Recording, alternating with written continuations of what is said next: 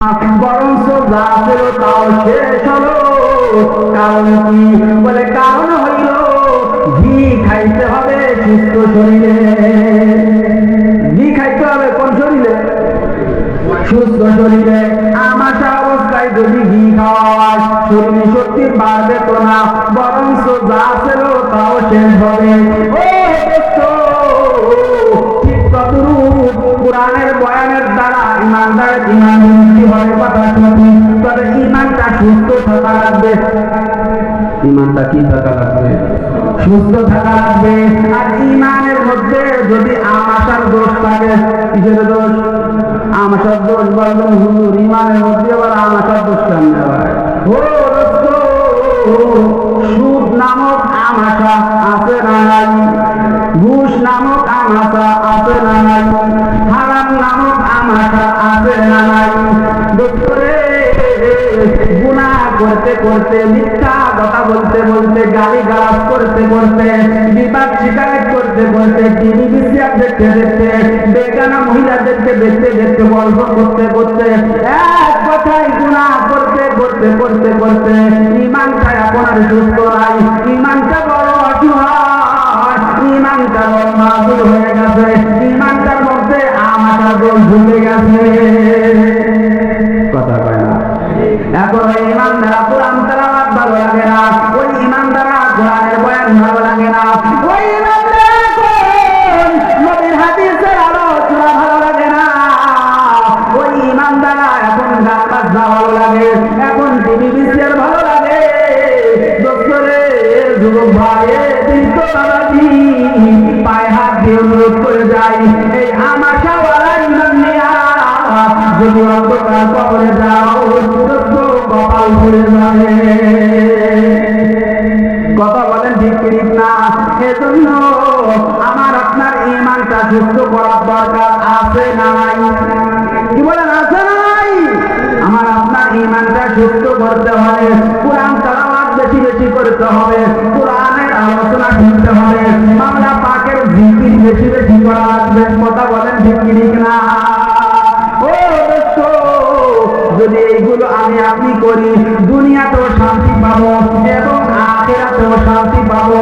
আর এইগুলো যদি না করি, দুনিয়ার পিছনে যতই ছুটি না কেন, শান্তি আমি আপনি পাবো না। কি বলেন? পাবো ভাই, পাবো। দুনিয়াতে শান্তি চায় না এমন কোন মানুষ আসেনি? শান্তি চায় না, শান্তি লাগবে না এমন কোন মানুষ আছে?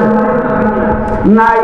মুসলমানরাও শান্তি চায়, হিন্দু ভাইরাও শান্তি চায়, খ্রিস্টানরাও শান্তি চায়, ইহুদিরাও শান্তি চায়, এক কথায় যত মানুষ আছে সবাই শান্তি চায়। শিক্ষিতরাও শান্তি চায়, অশিক্ষিতরাও শান্তি চায়। কথা বলেন ঠিক ঠিক না? এই শান্তি খোঁজার জন্য মানুষ টাকার পিছনে ছোটে, এই শান্তি খোঁজার জন্য মানুষ ক্ষমতার পিছনে ছোটে। কথা বলেন ঠিক ঠিক না?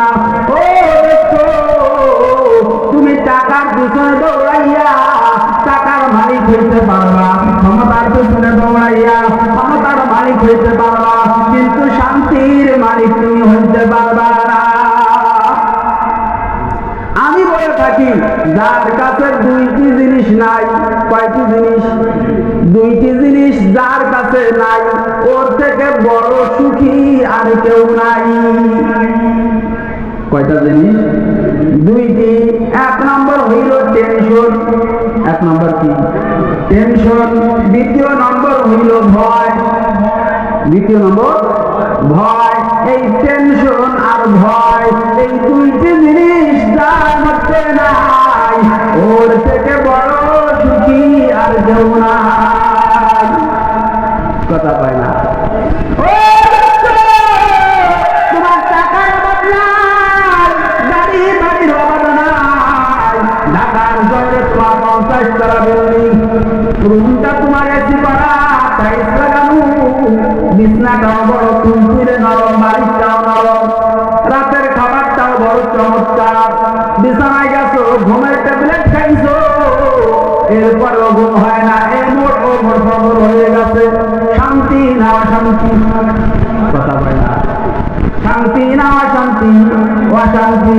আপনার 5 তলা 10 তলা বিল্ডিং নাই, কোন মতে একখান নাকি বলে ছাপড়া আছে, কিন্তু পিছনে মাথা দেওয়ার আগে ঘুম আছে না নাই? অনেক সময় দেখবে অনেক ভ্যান চালক বাবাজিরা, অনেক ভ্যান চালক চাচাজিরা রাস্তাঘাটে গাড়ি চালায়, রাস্তার পাশে ভ্যানটা সাইড করে সিটকে বালিশ বানাইয়া আরামসের ঘুম। কথা বলে না, মনে হয়েছে ওরে বাবার আব্বা কাঁচা রসের জাল খাচ্ছে। কথা কয় না, আছে নাই? আছে। ওই রিক্সাওয়ালা নরম বিছানা নাই, নরম বালিশ নাই, দামি দামি খাবার নাই, রাস্তার পাশে ওই কি বলে গাড়ির ওই সিটকে বালিশ বানাইয়া যে আরামের ঘুমটা দিছে, কোটিওয়ালারা কোটি কোটি টাকার বিনিময় ওই ঘুম কিনতে পারবে না। কথা কান ঠিক না? ও দোস্ত, তাহলে আমি দেখতে বলতে চাচ্ছি, শান্তি তো আবার সবাই চায়। মূল শান্তি যদি পাইতে হয় দূর করতে হবে কয়টা জিনিস? কথা কয় না, কয়টা? দুইটা জিনিস। এক নম্বর কি? টেনশন। এক নম্বর টেনশন, দুই নম্বর হলো ভয়। এই দুইটি জিনিস যদি দূর করতে পারি তাহলে আমি সুখী মানুষ হতে পারবো। আর এই দুইটি জিনিস যদি দূর করতে না পারি আমি সুখী হইতে পারবো না। এই জন্য দোস্তরে, যারা শান্তি খুঁজতে যাইয়া টাকার পিছনে ছুটিয়া আল্লাহকে ভুলে গেছো, যারা দুনিয়ার শান্তি খুঁজতে যাইয়া ক্ষমতার পিছনে ছুটিয়া আল্লাহকে যারা ভুলে গেছো, ভালো করে মনে রাখো, তোমরা দুনিয়ার টাকার মালিক হইবা, দুনিয়ার ক্ষমতার মালিক হইবা, কিন্তু শান্তির মালিক হইতে পারবা না। কি বলেন, পারা যাবে না? না। তাহলে আজকে আমি আপনাদের একটা ওষুধ দেব, যেই ওষুধের টেনশন এবং ভয় দূর হবে। নেবেন তো ইনশাল্লাহ? ভয়ও থাকবে না, টেনশনও থাকবে না, সব দূর হয়ে যাবে। ওষুধ আছে মাত্র একটা। কয়টা? একটা রাস্তা আছে, একটা মাধ্যম আছে, যেই মাধ্যমে আপনি টেনশন মুক্ত জীবন পাবেন, যেই মাধ্যমে আপনি ভয় মুক্ত জীবন পাবেন, সেই রাস্তাটা হলো আল্লাহ পাক রব্বুল আলামিন বলেন, আলা ইন্না আউলিয়া আল্লাহি লা খাউফুন আলাইহিম ওয়া লা হুম ইয়াহজানুন। একটু বলেন না সুবহানাল্লাহ। আল্লাহ পাক রব্বুল আলামিন বলে, বান্দা, যদি তোমরা আমি আল্লাহর বন্ধু হইতে পারো, ও বান্দা, আমার সাথে যদি তোমরা সুসম্পর্ক লাভ করতে পারো, ও বান্দা, আমি আল্লাহ তোমাকে দুইটি পুরস্কার দেব। এক নম্বর পুরস্কার হইল, ও বান্দা, তোর সব টেনশন দূর করে দেব এবং তোর সব ভয় আমি আল্লাহ দূর করে দেব। বান্দা সুবহানাল্লাহ। তাহলে এই দুইটি জিনিস ভয় করতে হলে বন্ধু হওয়া লাগবে কার? আর একটু করে বলেন, কার? আল্লাহর বন্ধু হতে কে কে রাজি? একটু হাত উঁচু করে আল্লাহকে ডাকবি, আল্লাহ। একটু ডাকবেন না, আল্লাহ, আমরা তোমার গুনাহগার বান্দা, আল্লাহ তোমার বন্ধু হইতে চাই, আল্লাহ তুমি আমাদের প্রত্যেককে তোমার বন্ধু হিসেবে কবুল করে নাও, বলি আমিন। আসমান দোস্তরে, আল্লাহর বন্ধু হইতে হলে দুইটি শর্ত। কয়টি শর্ত? দুইটি শর্ত। দুইটি গুণে গুণান্বিত হওয়া লাগবে।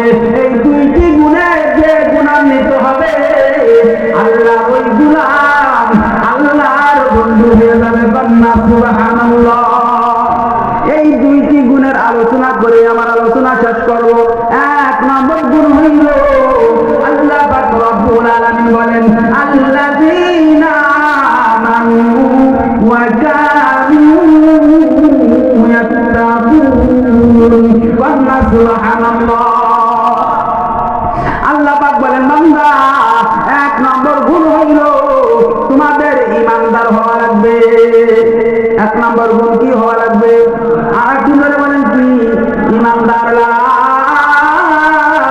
ইলাহা ইল্লাল্লাহু মুহাম্মাদুর রাসূলুল্লাহ সাল্লাল্লাহু আলাইহি ওয়াসাল্লাম।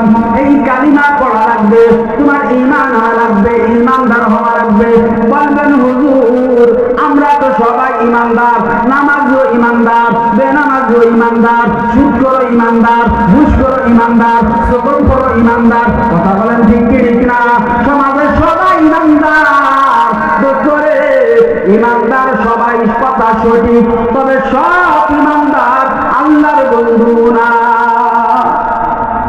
ইমানদার সবাই, তবে সব ইমানদার আল্লাহর বন্ধু না। বলবেন কেন? সবাই যদি ইমানদার হয় তাহলে আল্লাহর বন্ধু কেন হবে না? ও দোস্ত, উদাহরণ দিলে বুঝতে সহজ হবে। ধরেন ছোট্ট একটা চায়ের কাপ, ছোট্ট একটা কি চায়ের কাপ, ওই চায়ের কাপের নিচে সামান্য একটু পানি। যদি আপনাদের কাছে প্রশ্ন করা হয় এই কাপে, চায়ের কাপে কি আছে, আপনারা কি বলবেন? কথা কয় না, কি বলবেন? পানি। অপর দিকে মনে করেন 90 লিটার 100 লিটারের একটা ডিরাম বা বালতি, বালতি ভরা পানি। যদি কেউ জিজ্ঞেস করে ডিরামে কি বলবেন?